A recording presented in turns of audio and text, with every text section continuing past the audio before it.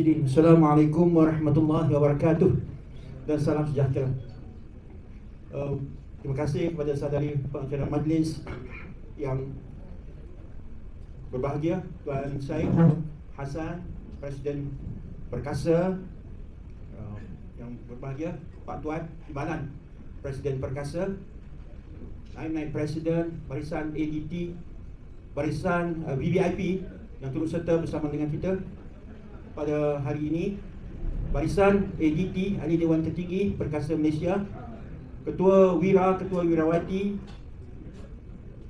seterusnya hadirin dan hadirat yang dirahmati Allah sekalian. Alhamdulillah, pada petang yang bahagia ini kita dapat bersama-sama dalam forum atau wacana akademik, wacana intelektual bersama yang berbahagia Ustaz Sahibul Fadilah, Ustaz Ismail Mina, yang merupakan Presiden Muafakat. Tak kenal maka tak cinta. Dan molek kalau saya boleh perkenalkan dahulu Ustaz Ismail Mina ini, yang merupakan veteran dalam kalangan pimpinan-pimpinan NGO, terutamanya NGO pembela. Beliau mendapat pendidikan menengah di Sekolah Alam Shah, itu salah sebuah sekolah berasrama penuh, dan kemudian melanjutkan pelajaran dalam bidang sosiologi dan antropologi dari Universiti Melaya. Dan beliau sewaktu di Universiti Melaya, beliau merupakan bekas pemimpin pelajar, iaitu Persatuan Mahasiswa Islam Universiti Melaya, dan bersama dengan Anwar Ibrahim telah mengasaskan Yayasan Anda Akademik. Saya sebut nama Ustaz sebab nak bagi weightage sikit, sebab yang berbahagia Datuk Seri Wira kita ada bersama dengan kita tengok respon nanti dalam soal jawab. Dan beliau juga turut bersama dengan PMX untuk mengasaskan ABIM, Angkatan Belia Islam Malaysia. Betul Ustaz? Betul. Dan juga bersama dengan gerakan-gerakan tersebut, dan beliau merupakan orang yang pertama keluar daripada mereka yang menyokong usaha untuk mempolitikkan ABIM. Itu istilah yang saya gunakan lah. Dan satu perkara yang penting ialah beliau juga bukan sahaja merupakan Presiden Muafakat, tapi beliau juga merupakan timbalan Presiden Institut Pemikiran Tradisional Islam, yang mempromosikan pemikiran-pemikiran tradisional Islam. Jadi tajuk kita pada hari ini, tuan-tuan dan puan-puan sekalian, sebelum sesi tahlil dan sesi untuk berbuka puasa secara berjamaah, ialah bahayanya pemikiran Islam liberal. Saya definisikan Ustaz, pemikiran Islam liberal itu ialah suatu pemikiran yang cuba untuk mengintegrasikan nilai-nilai Islam dengan pemikiran-pemikiran liberal, khususnya dalam bidang kesetaraan. Contoh, membolehkan wanita untuk jadi imam kepada lelaki. Itu sebab setara, dianggap bahawa lelaki dan wanita setara. Kedua, dari segi kebebasan, di mana di barat mereka berasaskan kepada freedom of speech, freedom of writing dan freedom of painting. Mereka boleh melukis gambar Muhammad SAW atas nama kebebasan. Dan yang ketiga, atas nama human rights, di mana pemikiran LGBT misalnya, mereka memperjuangkan hak mereka. Kononnya mereka ada hak kemanusiaan.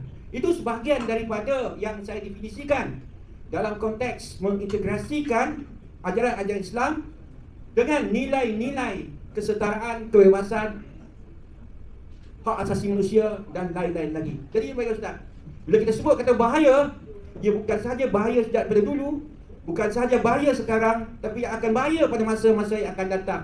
Boleh Ustaz huraikan lagi lebih lanjut tentang kemerbahayaan pemikiran Islam liberal? Jam ada di dinding Ustaz. Ustaz dah tengok dah 3 kali. Jadi saya bagi mikrofon ini kepada Ustaz. Tak perlulah saya nak banyak-banyak tanya Ustaz. Perkara terus sampai pukul 6.55 kita benarkan 2-3 soalan. InsyaAllah kemudian lepas itu sesi tahlil dan berbuka puasa. Silakan Ustaz. Assalamualaikum warahmatullahi wabarakatuh. Ya. Liberal itu sebab nak pakai mikrofon. Kita beri salam dulu depan mikrofon. Assalamualaikum warahmatullahi wabarakatuh. Assalamualaikum warahmatullahi wabarakatuh. Saudari pengusi, bukan yang ini moderator. Seorang moderator, Tuan Syed Hassan dan pimpinan yang semua peringkat serta sahabat saya yang dihormati sekalian. Terus kepada maudhu', saya pun tak tahulah kenapa dipilih tajuk ini. Setelah saya timbang-timbang, memang tajuk ini adalah tajuk yang serius. tajuk yang serius, liberalisme. Apa yang Datuk Dr. Amir sebut tadi semua benar. Dia benar. Dia banyak lagi benda yang kriteria sifat dia. Cuma satu benda yang harus kita jelas. Liberalisme ini sebenarnya sudah ada zaman Greek dahulu. 300 tahun sebelum kelahiran Nabi Isa alaihissalam sudah ada. Cuma dia dalam bentuk yang cukup simple. Jadi perkembangan itu melalui zaman, perkembangan ini menjadi semakin dahsyat. Dan sedikit sejarah kepada Dr. Amir. Pada tahun 1969 ada sekumpulan aktivis malah pimpinan HMI, Mahasiswa Islam Indonesia, HMI. Mereka mengadakan satu perjumpaan setiap hari Jumaat di rumah Dr. Mufti Ali, iaitu pada masa itu dia bersyarah di IAN ataupun Institut Agama Islam Negeri di Mangan, Indonesia, sekarang panggil Universiti Islam Indonesia. Jadi diskusi itu menghasilkan satu buku. Di sejarah sedikit, menghasilkan satu buku yang bernama Pergolakan Pemikiran Islam. Pergolakan Pemikiran Islam. Buku ini yang ketua derajah dia ialah Ahmad Wahid, sudah meninggal. Ditabraknya sepeda motor, meninggal. Dan buku ini hasil wacana ini, diskusi ini dijadikan buku, namanya macam saya sebut tadi, diterbitkan di Indonesia. Kemudian diulang cetak oleh Institut Kajian Dasar Malaysia yang berpangkalan pada masa itu di mana tu? Di Bangsar, IKD. Buku ini telah diharamkan oleh pihak berkuasa agama. Ingat Dr. Amin ya. Institut Kajian Dasar. Buku itu bernama Pergolakan Pemikiran Islam. Jadi dalam satu perjumpaan oleh kerana disebut nama, jadi dengan satu perjumpaan dengan belum Perdana Menteri pada masa itu, saya bawa buku itu. Tapi tak apalah, buku itu bukan walaupun jarang bawalah sebarang bukti, bukan nak ngajaklah. Saya kata siapa mengkonsumsikan buku ini maka dia murtad dari Islam. Saudara mungkin ada buku tu Dr. Amin ni, Pergolakan Pemikiran. Saya bahasa ada edisi Indonesia dan huruf Melayu pun ada dua-dua. Kata wayang auzubillah min zalik. Semua tahu yang menubuhkan Institut Kajian Dasar itu ialah Perdana Menteri Malaysia sekarang. Saya diberi ingatan oleh Dr. Amin ni jangan sebut nama di perbincangan ilmiah. Jadi oleh kerana perbincangan ilmiah, maka saya sebut buku tu tak akan buku lagi akan datang. Saya kita sebut. Itu satu. Jadi pemikiran liberal Nusantara Melayu ini dibawa ke Kuala Lumpur melalui penubuhan IKD, Institut Kajian Dasar. Banyak, saya ada lebih kurang 40 buku, 43 buku lebih terbitan apa nama tadi? Institut Kajian Dasar yang banyaknya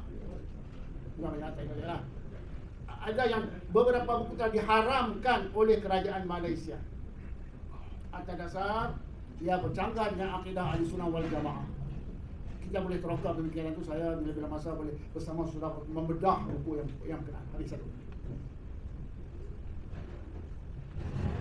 Itu sejarah ringkas. Baik. Soal perkembangan pemikiran apa namanya tadi liberalisme pemikiran. Liberalisme pemikiran ini kita jangan mengambil mudah, saudara, tuan-tuan yang terhormat. Jangan ambil mudah. Nah, kita bagi definisi dah dulu. Definisi liberal ini ialah sapare aude. Datang apa tu? Oh, budak dah sapare aude. Bunyi macam tak apa. Dalam bahasa jangan melawak punya kan. Jadi buku ini dikemukakan kembali. Kena sebut nama apa? Sebab dalam tradisi ilmu Islam ni tuan-tuan, ada mabadi' asyarah, 10 prinsip ilmu. Mabadi' asyarah, 10 prinsip ilmu. Nak tahu satu ilmu, antaranya kena tahu siapa tokoh dia ni. Siapa yang membuat pemikiran ini? Macam kita nak tahu, ini apa nama tadi? Demokrasi, siapa yang start, siapa mula? Contoh kan. Sosialis, siapa dia? Komunis siapa? Ini tokoh dah siapa? Dalam konteks liberalisme Malaysia, kita kena kenal siapa pembawanya. Pembawanya ialah agennya ialah Institut Kajian Dasar. Itu sambungan kepada jaringan Islam Liberal Hutan Kayu, bukan Hutan Haji, Hutan Haji boleh, Hutan Kayu di Jakarta. Baik. Jadi prinsip apa tadi? Liberalisme ini, liberal ini ialah sapare aude. Makna sapare aude bukalah tengok Dr. ini dia tengok makna datang puas sapare aude agaknya tu. Iaitu bebas berfikir, hang fikir apa hang nak kata yang ni kucing. Ini datang ni hang kucing lah dia. Bukan mikrofon. Nak kata oleh lelaki, bukan lelaki perempuan boleh dah datang. Dare to be wise. Lagak jangan pandai. Ini sapare aude. Ini ulama sorry. Pemikir barat sudah menulis. Hussein Nasr sudah menulis dalam buku dia. Dan dibawa oleh Anwar Ibrahim. Ini saudara. Ini akademik ni bukan personal ni tuan-tuan dan puan-puan ya. Sebab kita prinsip kita mabadi asyarah tu kena tahu. Sebab Nabi SAW Imam Mujtahid Ibnu Muhammad bin Sirin kata apa? Guna ilmu. Sila tengok mukadimah apa? Mukadimah Muslim. Nombor 7 Apa yang sebelum apa ya? Pengen lupa. Kata Ibnu Sirin rahimahullah dalam mukadimah Sahih Muslim, apa dia? Tak tahu ilmu tu apa dia? Ilmu itu agama. Jadi kita kena tengok aman tak khuzuna dinakum, hang kena tengok sumber daripada mana yang dapat ni. Bukan saya kata mujtahid tu, mujtahid mutlak tu Muhammad bin Sirin. Baik. Jadi maknanya saudara, prinsip liberalisme itu hang fikir apa hak itulah. Jaga. Itu satu. Sapare audio free thinking. Itu bukan saya kata, Anwar Ibrahim kata. Dan di SF pada 2011 dalam satu blog-blog lah ni dan apa tak macam-macam saya tak kira tu. Platform TikTok apalah semua saya tak tahu. Surah boleh tengok. Dan kata Anwar Ibrahim, ni siapa-siapa nak cakap boleh lah ni, tak ada masalah. Yang mana rajin-rajin cakap tak ada masalah. Ini sebab minat kita. Pas sikit. Bahawa dia kata dia sudah menghayati pemikiran ini. Pada masa itu dia kata 2 dekad dulu. Kalau ni sudah jadi 4 dekad lah. 1 dekad 10 tahun. Tak pada bunyi yang mikrofon ni pun dia pun saya agak. Pada masa 20 tahun dulu dah dia kata dia sudah beramal dengan sapare aude. Kalau lah sekarang ni sudah jadi 40 tahun agak lah. Saya tak mengerti dapat 9. Baik. Itu bukan saya kata, dia kata. Siapa yang cacik-cacik ni boleh tengok buku tu. Satu. Yang kedua, ada Dr. Amin ni. Liberal ni bahayanya ialah dalam prinsip dia tu against God. Kalau kita di dalam agama kita against Allah Subhanahu wa taala. Itu bukan sebab ini nak kata. Ni depa kata. Tengok di dalam buku-buku antaranya Liberal Islam oleh siapa nama? Grossman. Allah, ini bahayanya.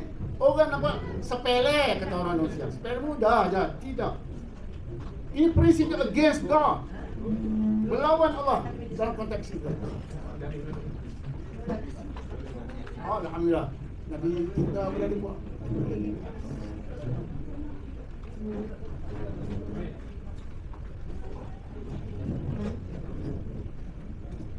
Baik, semua. Baik. Ini prinsipnya kena jaga. Yang kedua, yang ketiga kata dia antara prinsipnya ialah liberal dalam buku protokol yang berapa sebelum para liberal interpretations, memberi interpretasi kepada semua doktrin, konsep, istilah, epistemologi Islam. Dia kata bukan saya kata tu. Ialah interpretasi liberal berdasarkan kepada siapa dia? Aude tadi. Hana interpret macam mana? Subhanallah. Sebab bagi prinsip mereka ialah yang seperti doktor ini disebut kebebasan. Hasil daripada doktrin 1789 revolusi Perancis. Ini kita kena tengok benar-benar yang sedemikian. Baik, tak usah panjang lah. Tadi nak panjangkan 15 minit lah. Baik. Yang ketiga. Ini kena jelas. Bila sebut liberal ini yang kita bincang pada hari ini bukan liberal dari segi bahasa, bukan dari segi etimologi, Tetapi kita bercakap sekali lagi, istilah epistemologi, istilah dia. Dalam Islam sama juga solat. Makna solat apa dah? Doa. Tapi bila mari solat sebagai satu istilah, dia mula dengan apa niat apa semua, mula dengan salam apa dah? Apa tak mula salam, silap balik tu. Mula dengan takbir, diakhiri dengan itu istilahnya. Maka liberal ini pun juga kena faham dari segi istilahnya, bukan dari segi makna bahasa. Ini kena faham. Kalau orang kaji linguistik, baru langgaj. Ini sajalah lama-lama. Habis. Maka misi dia ialah menyebarkan apa tadi? Faham liberalisme agama. Sebab itu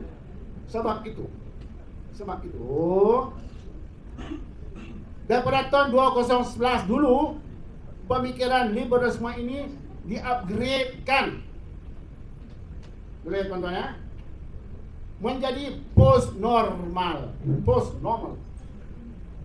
Kalau saudara-saudara meneliti amanat Perdana Menteri ke-10 kepada pejabat awam, tahun berapa lupa dah kan, buku dokumen itu, artikel yang ke-7, artikel yang ke-7 bahawa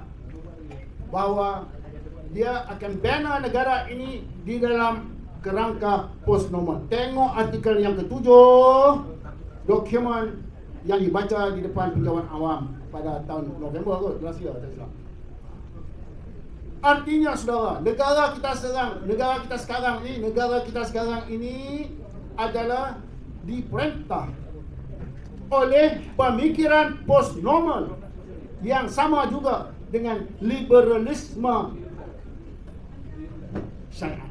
Sebab itu, seorang yang bernama Ziauddin, ini siapa nak cantik-cantik lah ya? Saya cerita. Yang bernama Ziauddin Sardar, warga England, asal Pakistan, menulis buku bertajuk Islam Tanpa Syariat. Dr. Anini ada buku tu? Itu dia. Buku tidak haram. Jangan cakap banyak-banyak, kena tangkap.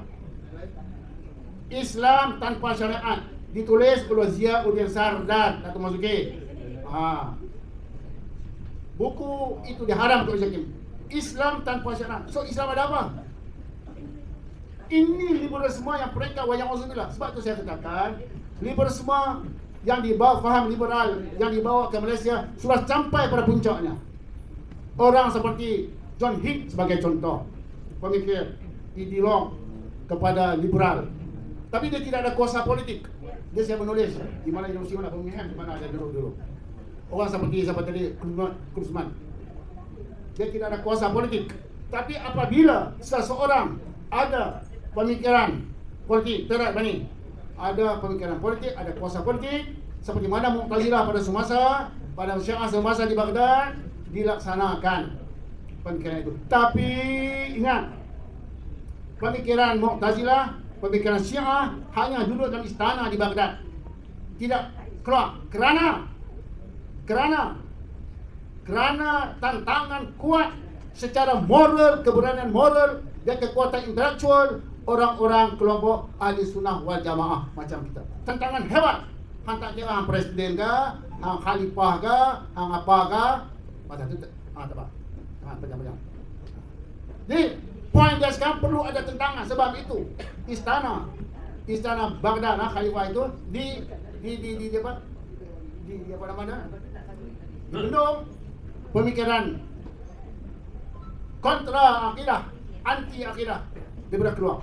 Ini kita kena jaga supaya pemikiran post normal ini jangan keluar daripada Putrajaya.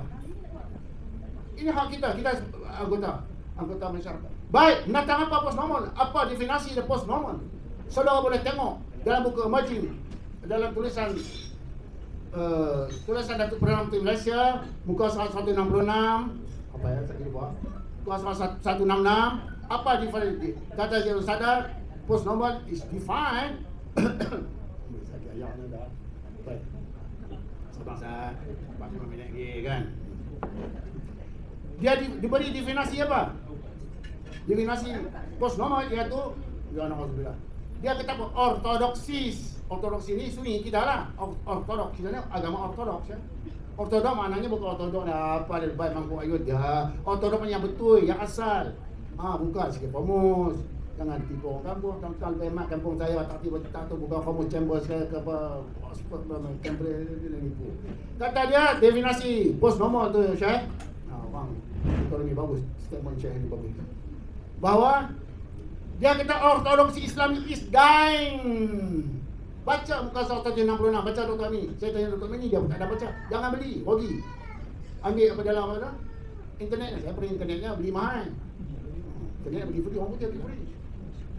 Ini dia saudara. Kita tengok definisi dia. Muka surat 166. Sakit beli, tak ada Syekh. Ada kan buku tu kan? Amaji epistemologi. Anwar Ibrahim menulis, tajuknya buku tu bernama apa? Tajuk artikel dia. Epistemological Justice. Maknanya istilah-istilah yang dihuraikan oleh Ahlul Ilmu, Baqilani ke apa macam lagi dah, Asy-Syafi'i ke, istilah itu sudah tak betul. Kita memerlukan kepada satu epistemologi justice, keadilan epistemologi yang ditulis oleh Anwar Ibrahim, yang diterbitkan baru-baru dia lancarkan buku 7 hotel sama hotel KL lah yang baru. Ini kita kena faham. Cukup kita dulu. Allah.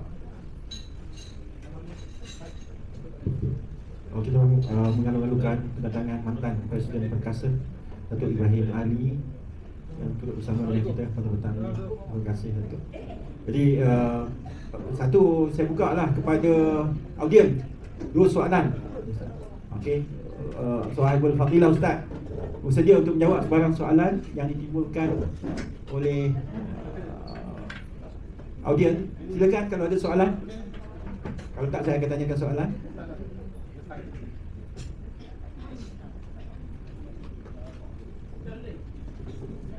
Ada? Ada yang tanya soalan kat tangan? Sebut nama dan boleh tanya soalan terus. Sebarang soalan? Okey, macam ni lah. Apa Sohibul Samahah Ustaz. Kalau kata Islam liberal tu, kalau kata liberalism itu dalam konteks apa yang Ustaz jelaskan, masih lagi kita sokong dan dokong, apa yang akan berlaku kepada negara kita pada masa hadapan? Silakan Ustaz. Soal liberalisme dan pluralisme agama sudah difatwa oleh Majlis Agama Islam MUI Indonesia, bahawa Majlis Agama Islam Indonesia sudah bagi fatwa lama dulu dan dituruti oleh Fatwa Negeri Selangor, dibentang di banyak masjid, masjid dekat rumah saya sana, bahawa kata dia sesiapa yang beramal dengan pemikiran liberal plural perlu taubat dan kembali kepada ajaran Ahlussunnah wal Jamaah. Okey ya? Baik, yang pertama.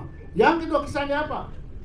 Kesan dia tak sampai jauh-jauh lah. Law ni pun liberal budaya, liberal sosial, segala macam konsep dibawa main. Nak saman pula kita yang memperjuangkan kebenaran, keadilan ni. Betul tak tuan? Nak saman pula, sama lah. Ni baik bilang kata. Nak sama-sama ya, ni mantan nasionalis pada ni. Mantap lah, presiden nasionalis pada ni. Kita nak perjuangkan kebenaran, nak disamai. Subhanallahal-azim. Ini kesan tu tak jauh-jauh. Law ni dia kata. Law ni Islam berlaku ni. Itu nama liberalisme kebudayaan atau liberalisme sosial. Dah buat maksiat. Kita ada doa hari tak berjauh bala maksiat, dia nak bawa mai. Kalau hang nak masuk dalam kasar sikit tu. Kalau hang nak buat tak kena, hang buat seorang-seorang. Jangan dah ajak ramai-ramai.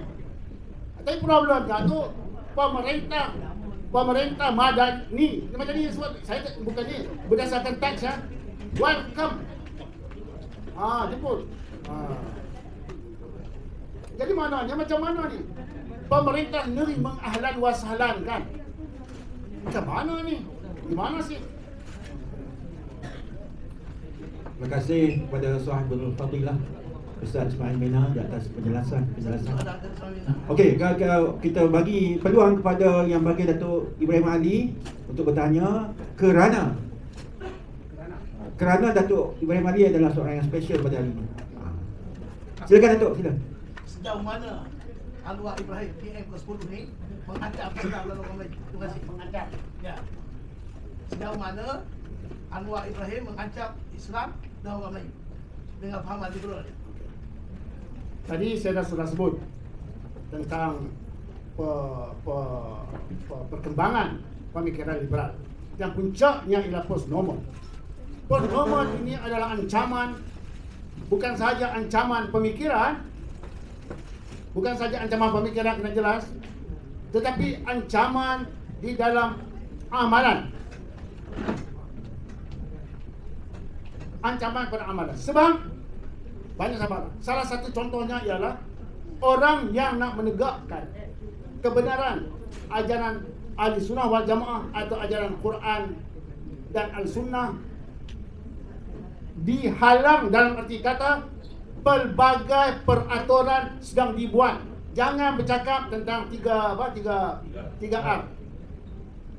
Kalau kita tidak bercakap, salah soal di situ ialah religion. Kalau kita tidak bercakap tentang religion, bahwa siapa nak mempertahankan agama kita? Quran dah sebut dah. Jadi artinya sejauh mana pada hemat saya pada sekarang ini ialah pembatasan daripada membicarakan soal agama dengan tindakan pidana kepada manusia. Dan beberapa sahabat kita sudah kena apabila bercakap tentang agama mereka. Kita ada identiti, kita wajib pertahankan ini. Jadi dia sudah nak merobek identiti Islam. Mana boleh begitu? Cukuplah Tuhan, jangan banyak masalah.